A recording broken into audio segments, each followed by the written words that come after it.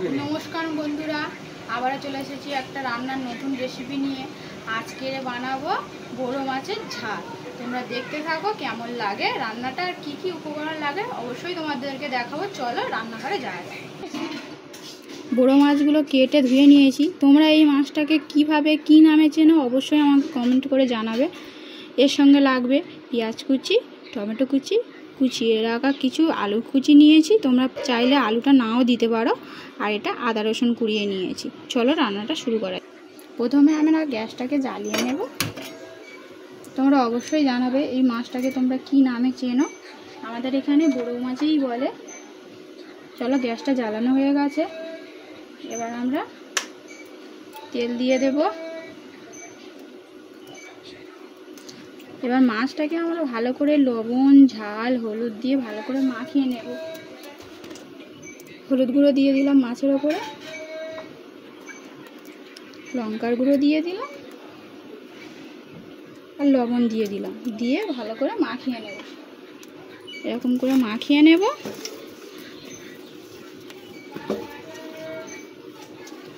এমন করে মাখিয়ে নেব। পুরো এটাকে মাংসের মতন খেতে লাগবে। তোমরা অবশ্যই বাড়িতে একবার করে দেখবে। দেখো এমন করে মাখিয়ে নেব। ভালো করে মাখিয়ে নিয়ে আমরা কিন্তু সুন্দর করে ভেজে নেব। তেলটা গরম হয়ে গেছে। এবার একটু নাড়িয়ে নেব সুন্দর করে।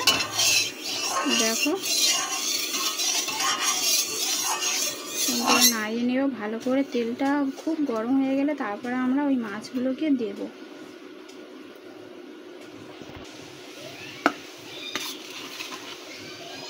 আমাদের তেলটা গরম হয়ে গেছে। এবার মাছগুলোকে এক এক করে দিয়ে দেবো। দেখো এমনভাবে মাছগুলোকে দিয়ে দেবো। দিয়ে ভালো করে লাল লাল করে ভেজে নেব। এই মাছটাকে ভালো করে ভাজতে হয়। যত সুন্দর করে ভাজা হবে তত মাছটার থেকে টেস্টটা ভালো লাগবে। মাছগুলোকে ভালো করে ভেজে নিতে হবে সুন্দর করে।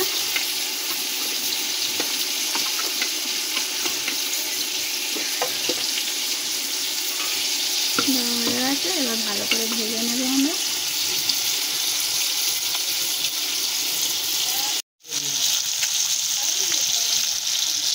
মাছগুলোকে এবার উল্টে নেব ভালো করে। দেখো উল্টে উল্টে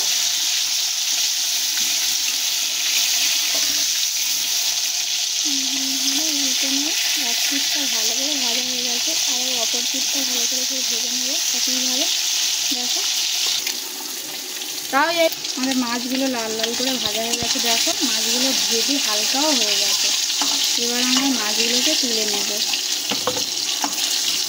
দেখো এমন করে ভেজে নেবে, ফাঁকা করে সুন্দর করে ভেজে নেবে। তারপরে ওই তেলেতে আমরা টুকরো করে কেটে রাখা আলুগুলো ভেজে নেব।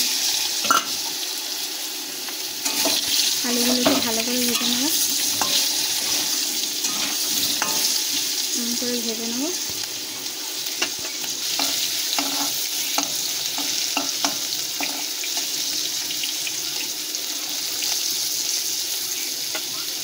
আলুগুলো এক পিঠ ভাজা হয়ে গেছে। এবার পেঁয়াজগুলো দিয়ে দেবো মাঝখানে। তো এমন করে দিয়ে দেবো। দিয়ে পেঁয়াজগুলোকেও ভেজে নেব।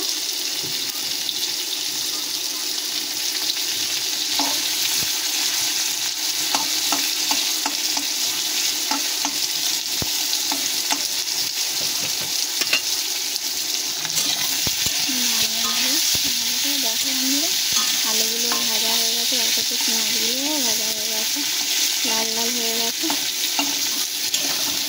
দেখো আমাদের আলু ভাজাটা কমপ্লিট হয়ে গেছে। আর পেঁয়াজও লাল লাল হয়ে গেছে অনেকটা ভাজা।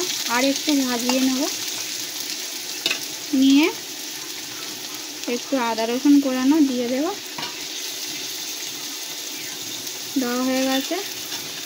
ওপর থেকে কিছু টমেটো কুচি দিয়ে দেব।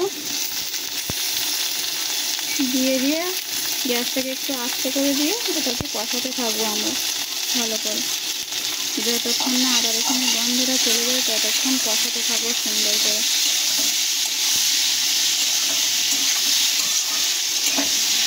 সুন্দর করে কষিয়ে নেব।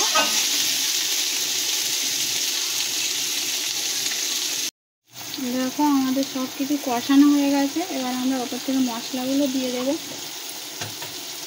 লবণ, হলুদ গুঁড়ো, লঙ্কার গুঁড়ো, যে যেমন ঝাল খেতে পাও তেমন ঝাল দেবো, দিয়ে আমরাকে একটু কষিয়ে নেব।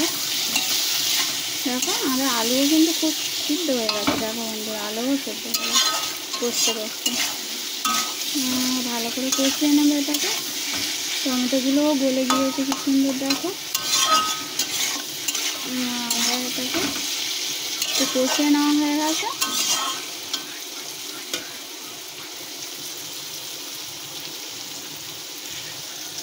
কষানো হয়ে গেছে, এবার আমরা জল দিয়ে দেব। জল দেওয়া হয়ে গেছে, এবার একটু নাড়িয়ে নেব সুন্দর করে। তরকারিটা একটু ফুটলেই আমরা মাছগুলোকে দিয়ে ঢাকা দিয়ে দেব। দেখো বন্ধুরা, টকবক করে আমাদের ঝোলটা ফুটে গেছে। এবার আমরা ভেজে রাখা মাছটা দিয়ে দেব। দেওয়া হয়ে গেছে, এবার উপরে একটু ঢাকা দিয়ে দেবো। দিয়ে 10-15 মিনিট বাদে নামিয়ে নেবো। গ্যাসটাকে একটু আস্তে করে দিতে হবে। আমরা ঢাকা খুলে ফেলেছি। আর দেখো তরকারিটাও আমাদের হয়ে গেছে, কি সুন্দর কালার এসেছে। দেখো ওপর থেকে এবার আমরা গরম মশলাটা ছড়িয়ে দেব। দেখো বন্ধুরা, কি সুন্দর তরকারিটার কালার এসেছে। গরম মশলাটা দেওয়া হয়ে গেছে, এবার একটু নাড়িয়ে নেব। দেখো এরকম তোমরা চাইলে আরও কষা কষা করতে পারো একদম। আমরা একটু হালকা করে ঝোল ঝোল মতন রেখেছি। দেখো এবার আমরা নামিয়ে নেব। আমাদের রেডি হয়ে গেছে। আমার তরকারিটাকে ঢেলে নেব।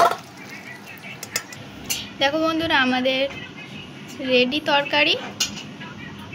আমার রান্নাটা যদি তোমাদের ভালো লেগে থাকে অবশ্যই আমার চ্যানেলটাকে সাবস্ক্রাইব করে নেবেন আর বেল আইকনটি বাজিয়ে দেবেন সবার আগে পাওয়ার জন্য। আর এরকম নতুন নতুন রান্নার জন্য আমার পাশে বন্ধু হিসাবে থাকবেন। নমস্কার।